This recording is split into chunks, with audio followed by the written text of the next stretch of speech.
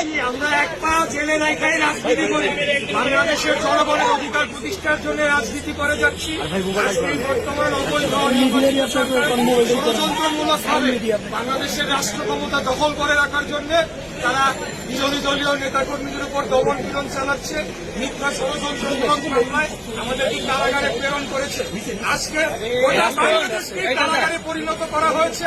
এই অবৈধ সরকার তারা বাংলাদেশের জনগণের উপরে বুকের উপরে গুলি চালিয়ে আমাদেরকে হত্যা করে, আমাদেরকে মিথ্যা মামলায় জেল কারাগারে প্রেরণ করে বাংলাদেশকে দখল করে রেখেছে, বাংলাদেশকে লুটপাট করছে, বাংলাদেশের ব্যাংকগুলোকে লুটপাট করেছে, বিদ্যুৎ খাতে লুটপাট করছে, সমস্ত কিছু ধ্বংস করে ফেলেছে।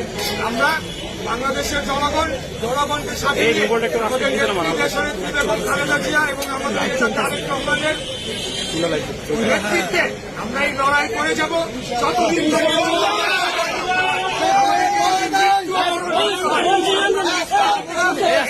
আমাদের এটা কারো বাবার দেশ না,